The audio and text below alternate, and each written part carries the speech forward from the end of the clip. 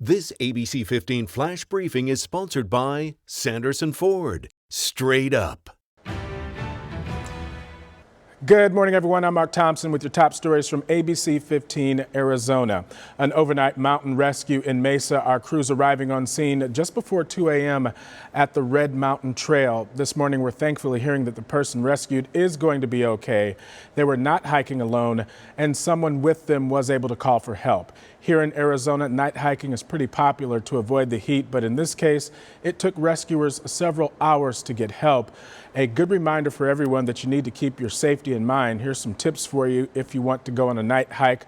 Always go in a group and bring plenty of lights. Also be mindful of the wildlife we have. Choose a hike that you know and don't leave the designated trail. And of course, bring food and water just in case. A woman killed after she was hit by a car late last night. This was the scene at Broadway Road and Roosevelt Street in Tempe. That woman was crossing the street when a car on Broadway hit her. She was rushed to the hospital where she passed away. We're told that the driver was not under the influence. Homicides, they are up across the country, and the Valley is no exception. In West Phoenix, we're tracking 2 deadly shootings happening just yesterday. A woman was shot and killed near 43rd Avenue and Indian School, and not far away near 19th Avenue in Missouri, an argument leading to a fatal shooting there. No arrests have been made in either case. Families impacted by shootings like these, they are pushing for change. One Phoenix mom even taking her fight against gun violence to the street. Megan Orantes organized a march in Maryvale this weekend. She lost her 19-year-old son Andy to gun violence last year. He was at a party near 51st Avenue and Indian School when he was shot. That gunman still on the run more than a year later, and she's calling out the culture of silence. He was at a house party and there was plenty of people there and nobody came forward to speak up. Well, the city of Phoenix logged 200 homicides last year. That's a 44% year-over-year increase. And this year we're on pace to match or at least come close to that same number. Well, if you've noticed more purple recently, that's because it's Domestic Violence Awareness Month. This weekend, a motorcycle parade in Chandler bringing some noise and awareness about the problem that is on the rise here in the Valley. What we're doing is trying to empower the victims who seem to have lost their voice. They're afraid, and our motto is freedom from fear. And there's nothing more freeing than riding a motorcycle. And that parade raised money for the Phoenix domestic violence nonprofit Chrysalis. You can learn more about them at noabuse.org.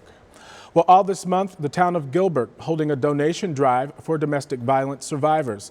Anything helps, from clothes like socks or underwear to things like pillows or blankets or towels, snacks or even gift cards to a grocery store or Amazon.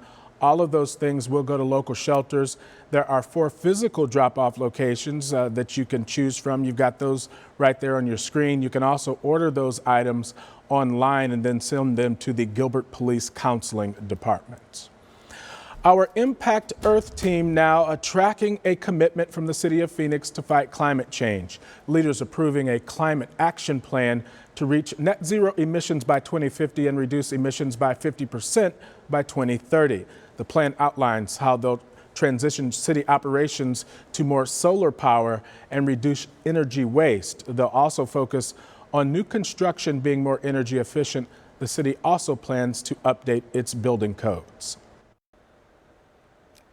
Hi there, I'm Nohelani Graff with that most accurate forecast. A lot of events happening around the valley on this Sunday. We still have the State Fair going on in Phoenix, Country Thunder wrapping up in Florence, and the Home and Garden Show at Westworld in Scottsdale. So indoors or out, here's what your forecast looks like. Starting off in the 70s, we'll hit 85 degrees at noon, upper 80s after 2 o'clock, and then we'll trend back down pretty quickly, back down into the 70s by 8 o'clock this evening. Our forecast high for today, 88 degrees. You will notice more cloud cover as we move through the day, but we will stay dry. We'll see more clouds across the state too, and that'll keep us in the 60s in Flagstaff as well as Show Low and Heber, 70s across the central portion of the state, upper 80s, low 90s out along our western border and across the southern portion of Arizona.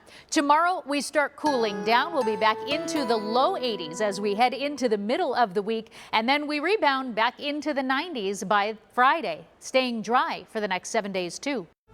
And for the very latest headlines, weather, and traffic, head to abc15.com or download the free ABC15 mobile app. Make it a great day. This ABC 15 Flash Briefing is sponsored by Sanderson Ford. Straight up.